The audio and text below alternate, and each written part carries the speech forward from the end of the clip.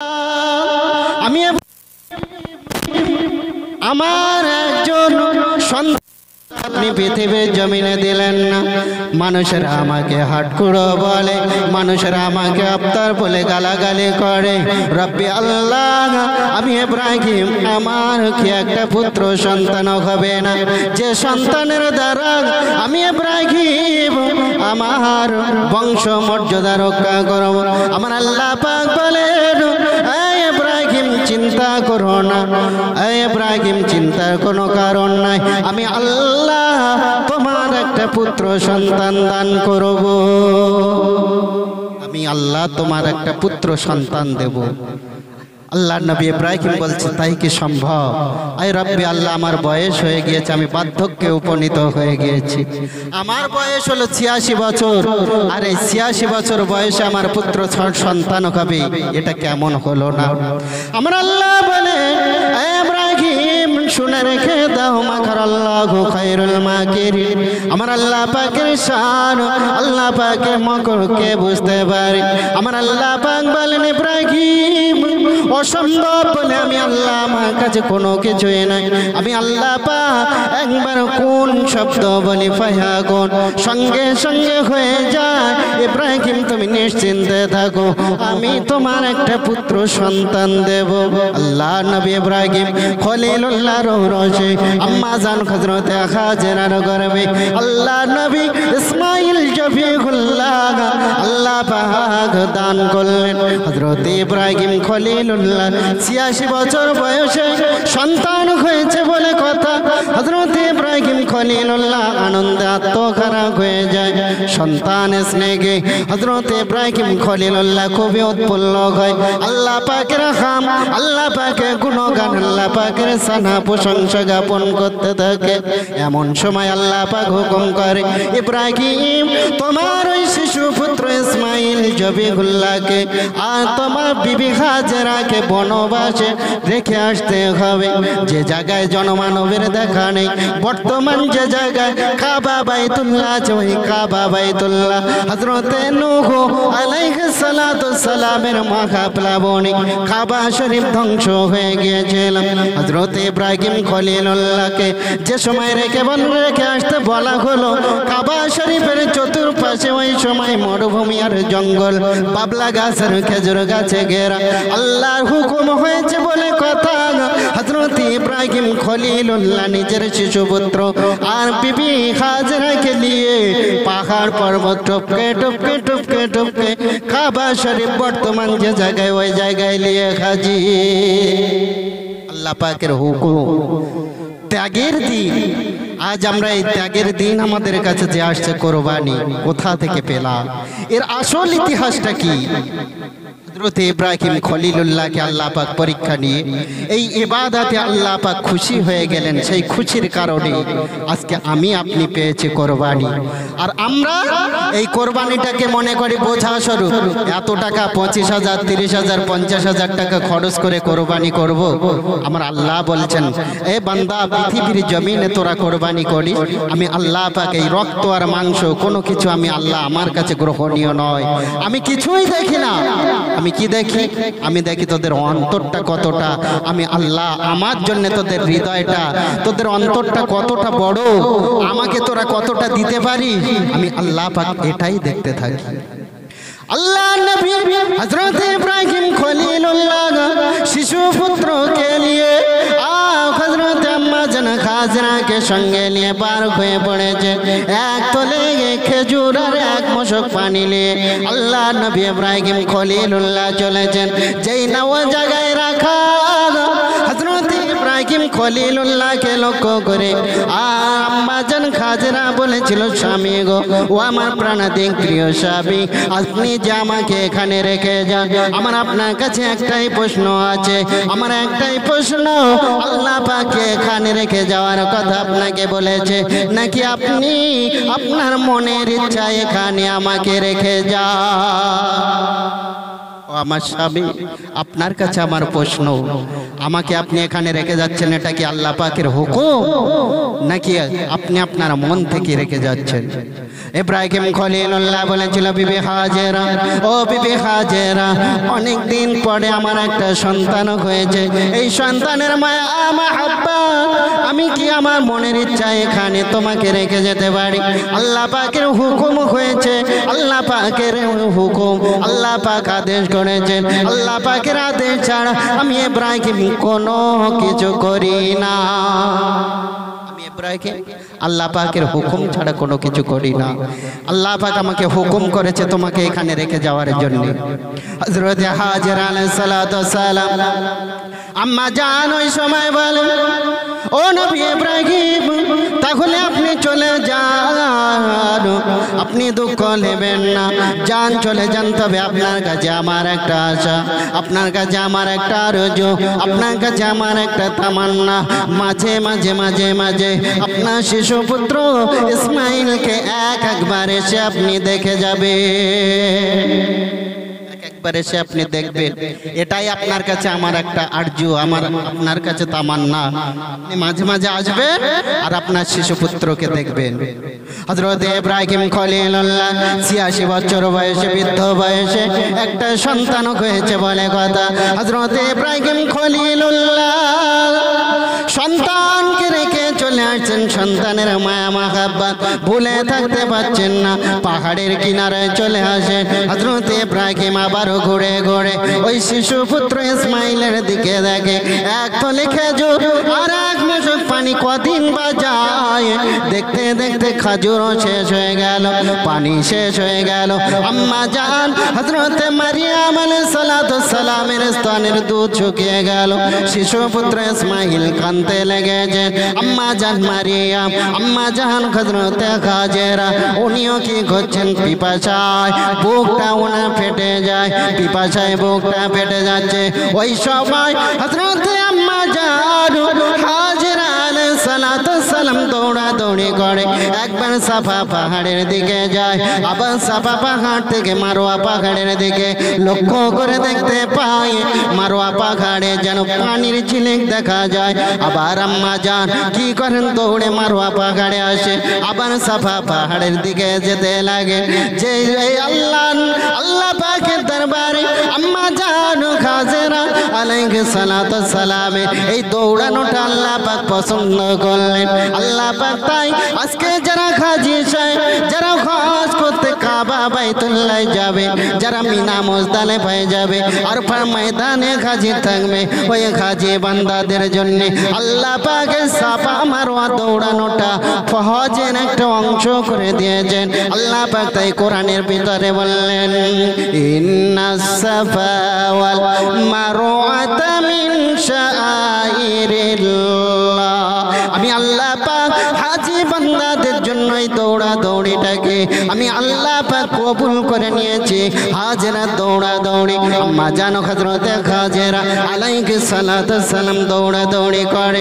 ফেরেশতা জিবরিল আমিন যে জায়গায় নবী হযরত ইসমাইলকে শোয়ানো আছে, ওই জায়গায় এসে আল্লাহ হযরত ফেরেশতা জিবরিল আমিন কি করলেন, নিজের ডানাটাকে ঝাপটাতে লেগেছে। যেই না ডানা ঝাপটানো, আর ওই ডানা ঝাপটানোর বদৌলতে দেখতে পাওয়া গেল মাটি ফুটো হয়ে মাটির ভিতর থেকে পানি বার হতে লেগেছে। আম্মা জানো হযরত হাজেরা আলাইহিস সালাতু ওয়াস সালাম, আম্মা জানো হযরত হাজেরা পাথর দিয়ে আর ওই পানিটাকে ঘিরতে লেগেছেন। মুখ থেকে আওয়াজ করেছিল, জম জম জম। আজকে হাজী সাহেবেরা যে পানি পান করে, আমি আপনি ঘরে বসে দাঁড়িয়ে যে পানিটাকে পান করি, ওই পানিটার নাম হলো জমজম। ও ভাই জানেরা, জমজমের ঘটনা বলার উদ্দেশ্য নয়, আল্লাহ পাক হুকুম করলেন হযরত ইব্রাহিম খলিলুল্লাহকে রেখে আসা। আম্মা জান হযরত হাজেরা শিশু ইসমাইল আছেন একদল বণিক ওই জায়গা থেকে যাচ্ছিল তারা দেখতে পেল পানি আছে মরুভূমির মাঝখানে আম্মা জান হযরত হাজেরাকে বললেন আপনি কি আমাদের একটু পানি পান করার অনুমতি দেবেন আমাকে কি একটু পানি পান করার অনুমতি আমাদের দেবে আম্মা জান হাজেরা বললেন পানি পান করতে পারে তবে আপনাদের কাছে আমার একটা আরজু থাকবে পানি পান করতে গেলে পরে আমাদের এখানে আপনাদের বসতি স্থাপন করতে হবে আমাদের এখানে আপনাদের বসতি স্থাপন করতে হবে তবে যত খুশি পানি আপনারা পান করতে পারেন দেখতে পাওয়া গেল ওই বণিক দল তারা কি করলো বণিক দল তারা ওই জায়গায় বসবাস করার ঘর বাঁধার তারা পরিকল্পনা নিল দেখতে দেখতে আম্মা জান হযরতে হাজেরার একা নয় বণিক দলেরা তারাও সেখানে ঘর স্থাপন করে একটা বসতি করে ফেলল দেখতে দেখতে 1 বছর 2 বছর করে 13টা বছর অতিবাহিত হয়ে গেল আল্লাহ পাক খলিল নবীকে আল্লাহ পাক হযরত ইব্রাহিম খলিলুল্লাহকে স্বপ্ন দেখায় খ্বাব দেখায় হে ইব্রাহিম খলিলুল্লাহ আমার নামে কুরবানি করো তোমার প্রিয় জিনিস কুরবানি করো আল্লাহ ইব্রাহিম খলিলুল্লাহ সকালবেলা উঠে কি করলেন 100 উট কুরবানি দিলেন আবার পরদিন একই স্বপ্ন দেখেন আবার 100 উট কুরবানি করলেন ভাইজানেরা আল্লাহ নবী ইব্রাহিম খলিলুল্লাহ তৃতীয় দিন আবার স্বপ্ন দেখছেন তৃতীয় দিনকে আবার আল্লাহ বলছেন ইব্রাহিম তোমার প্রিয় জিনিস আমি আল্লাহ আমার নামে কুরবানি করো আল্লাহ নবী হযরত ইব্রাহিম খলিলুল্লাহ চিন্তায় পড়ে গেলেন আল্লাহ আমার প্রিয় জিনিস বলতে এই 86 বছর বয়সে বৃদ্ধ বয়সে আপনি আমার একটা সন্তান দিয়েছেন ওই সন্তানটা ছাড়া আর কেউ নেই আল্লাহ বুঝি আমার কাছে আমার সন্তান কুরবানি চেয়েছেন আল্লাহ নবী ইব্রাহিম খলিলুল্লাহ 13 বছর পরে যে জায়গায় আম্মা জান হাজেরা আর হযরত ইসমাঈল আলাইহিস সালাতু সালামকে রেখে এসেছিলেন ওই জায়গার দিকে যেতে লাগলেন হযরত ইব্রাহিম খলিলুল্লাহ পৌঁছে গেলেন ওই জায়গায় যে দেখতে পেলেন অনেক ঘর বাড়ি হয়ে গেছে যে জায়গাতে আমি হাজেরা আর ইসমাঈলকে রেখেছিলাম ওই জায়গাটা মরুভূমি ছিল ওই জায়গাতে আর কোনো মানুষ ছিল না কোনো বসতি ছিল না কিন্তু এখানে তো ঘর পড়ে গিয়েছে আল্লাহ নবী ইব্রাহিম খলিলুল্লাহ উনি জিজ্ঞাসা করেন অনেক বালকদেরকে দেখতে পেলেন জিজ্ঞাসা করে তোমরা কি বলতে পারো ইসমাঈলের ঘর কোনটা তোমরা কি আমাকে বলতে পারো ইসমাঈলের ঘর কোনটা বলছে সেই যে দূরে দেখতে পান ছুবড়ি একটা ভাঙাচোরা ঘর দেখতে পাচ্ছেন ওটাই ইসমাঈলের ঘর ওটাই ইসমাঈলের ঘর বলছে তোমরা ইসমাঈলকে চেনো বলছে হ্যাঁ আমরা ইসমাঈল নামে যে তরুণ ছেলেটাকে চিনি ওই ছেলেটা কি করে জানেন কি করে ও গন্তুকপতি আমরা যখন সকলে খেলাধুলায় ব্যস্ত থাকি ইসমাঈল যেন একা বসে বসে বসে বসে আনমনা ভাবে কেমন ভাবে অন্যদিকে তাকিয়ে অন্য মনস্ক ভাবে কি যেন চিন্তা ভাবনা করতে থাকে আল্লাহ নবী ইব্রাহিম খলিলুল্লাহ আম্মা জান হযরতে হাজেরার বাড়িতে গেলেন আম্মা জান হযরতে হাজেরার বাড়িতে যাওয়া 13টা বছর পরে প্রাণাধিক প্রিয় স্বামীর সঙ্গে দেখা হয়েছে প্রাণাধিক প্রিয় স্বামীর সঙ্গে দেখা আল্লাহ নবী ইব্রাহিম খলিলুল্লাহকে দেখে আম্মা জান হাজেরা কাঁদতে লেগেছে আর শিশু হযরত ইসমাঈল আলাইহিস সালাতু সালাম যে নিজের বিবেক হওয়ার পরে নিজের জ্ঞান হওয়ার পরে আব্বা জানকে দেখতে পায়নি যার কারণে দেখতে লেগেছে মানুষটা আবার কে আম্মা জান হাজেরা চিনিয়ে দিলেন এটা আর অন্য কেউ নয় তোমার পিতা হযরত ইব্রাহিম খলিলুল্লাহ আর অন্য কেউ নয় এটা হলো তোমার পিতা ইব্রাহিম খলিলুল্লাহ যে ইব্রাহিম খলিলুল্লাহকে আল্লাহ পাক খলিল উপাধি দিয়েছে ইনি হলেন তোমার আব্বা পিতার পুত্র বিরহ বেদনা 13টা বছর পরে পিতার পুত্রের দেখা হয়ে গেছে একে অপরকে জড়িয়ে ধরে কাঁদতে লেগেছে এত কান্না কাঁদেন বিরহ আর বন্ধ হয় না আল্লাহ নবী ইব্রাহিম খলিলুল্লাহ হযরতে আম্মা জান হাজেরা আলাইহিস সালাতু সালামকে বলেন বিবি হাজেরা আমার সন্তানকে সাজিয়ে দাও, আমার ইসমাইলকে তৈরি করে দাও, আমি ঘুরতে নিয়ে যাব। আল্লাহ নবী ইব্রাহিম খলিলুল্লাহর কথা শুনে আম্মা জান হাজেরা কি করলেন, নিজের পুত্রকে সাজিয়ে দিলেন। ও আমার প্রাণাধিক প্রিয় স্বামী, ও আমার স্বামী ইব্রাহিম খলিলুল্লাহ, আপনি আমার সন্তানকে বেড়াতে নিয়ে যাবেন, ভালো কথা যান, নিয়ে যান, তবে তাড়াতাড়ি তাড়াতাড়ি আমার কাছে ফিরিয়ে আনবেন, কেননা আমার ইসমাইল আমাকে ছেড়ে কোনোদিন একা থাকেনি। আপনাকে চেনে না, 13 বছর বয়স যখন হলো আপনাকে দেখছে। শুধু তাই নয়, আপনি নিয়ে যাবেন, ইসমাইল কোনোদিন আমাকে ছেড়ে থাকেনি, আজকে যাচ্ছে, একটু তাড়াতাড়ি আনবেন। আম্মা জান হাজেরার সঙ্গে আল্লাহ পাকে কথা বললেন না, কিছু দূর যাই না যাওয়া আজাজিল শয়তান কি করলো, হযরতে আম্মা জান হাজেরা আলাইহিস সালাতু ওয়াস সালামকে সে ধোঁকা দেয়। হাজেরা, ও বিবি হাজেরা, তুমি কি জানো তোমার শিশু পুত্র ইসমাইলকে কোথায় নিয়ে যাচ্ছে? তোমার শিশু পুত্র ইসমাইলকে কুরবানি করার জন্য মিনার ময়দানে নিয়ে যায়, কথা তুমি কি জানো? আম্মা জান হাজেরা বলে, পিতা কখনো পারে না তার সন্তানকে কুরবানি করতে, পিতা কোনোদিন পারে না। ওই শয়তান ওই সময় বিশ্বাস অর্জন করার জন্য বলে, হাজেরা, আল্লাহ পাকের হুকুম হয়েছে, আজকে তোমার স্বামী ইব্রাহিম ইসমাইলকে জবাই করবে মিনার ময়দানে। আম্মা জান হাজেরা বলেন, যদি আল্লাহ পাকের হুকুম হয় তাহলে আমার একটা ইসমাইল নয়, শত শত ইসমাইলকে আল্লাহর রাস্তায় কুরবানি করে দেব, কোনো অসুবিধা নাই। শয়তান দেখছে এ তো হলো না, এখানে আমি পারলাম না, ঠিক আছে ইসমাইল বাচ্চা ছেলে, ওকে একটু বুঝিয়ে সুঝিয়ে দেখি ফিরিয়ে আনতে পারি কিনা। হযরত ইসমাইল আলাইহিস সালাতু ওয়াস সালাম গুটি গুটি পায়ে আব্বা জান হযরত ইব্রাহিম খলিলুল্লাহর সঙ্গে চলতে লেগেছেন।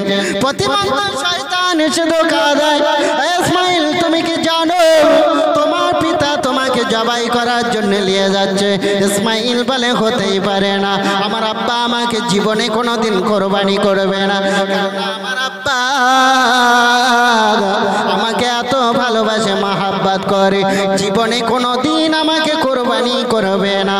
আল্লাহ নবী ইসমাইলকে আবারও বলে, ইসমাইল তুমি কি জানো আল্লাহ পাক হুকুম করেছে তোমাকে কুরবানি করতে, তোমার পিতা হলো খলিল, তোমার পিতাকে আল্লাহ পাক খলিল বলে ডেকেছেন, আজকে তোমার শেষ দিন। ওই সময় আল্লাহ নবী ইসমাইল ছোট মানুষ, আল্লাহ নবী ইসমাইল আব্বা ইব্রাহিম খলিলুল্লাহকে বলে, আব্বা জান শয়তান আমাকে কথা বলে। আল্লাহ নবী ইব্রাহিম খলিলুল্লাহ বলে, ইসমাইল শয়তানকে লক্ষ্য করে পাথর মারো, শয়তানকে লক্ষ্য করে। আল্লাহ নবী ইসমাইল জাবিহুল্লাহ 3 জায়গাতে 3 বার পাথর ছুঁড়েছিল, আজকে সেই হাজীদের হজের রুকন আল্লাহ পাক সেটা করে দিয়েছে। একটা জিনিস আমরা কোথায় পেয়েছি? মিল্লাতি ইব্রাহিমা হানিফা, আমাদের জাতির পিতা হযরত ইব্রাহিম খলিলুল্লাহর কাছ থেকে আমরা সেগুলো পেয়েছি।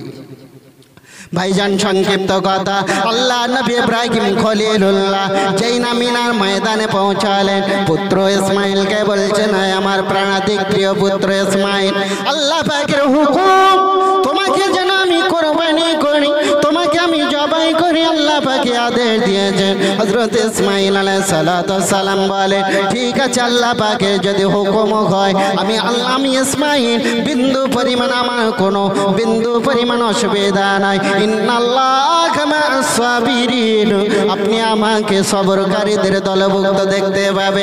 আব্বা জান যদি আপনি বাড়িতে কথাটা বলতেন, আম্মা জানের কাছ থেকে চির বিদায় নিয়ে আসতাম, কেননা আমি ছাড়া আমার আম্মার আর পৃথিবীর জমিনে কেউ নাই, আমি ইসমাইল ছাড়া আমার আম্মা জানের আর কেউ নাই।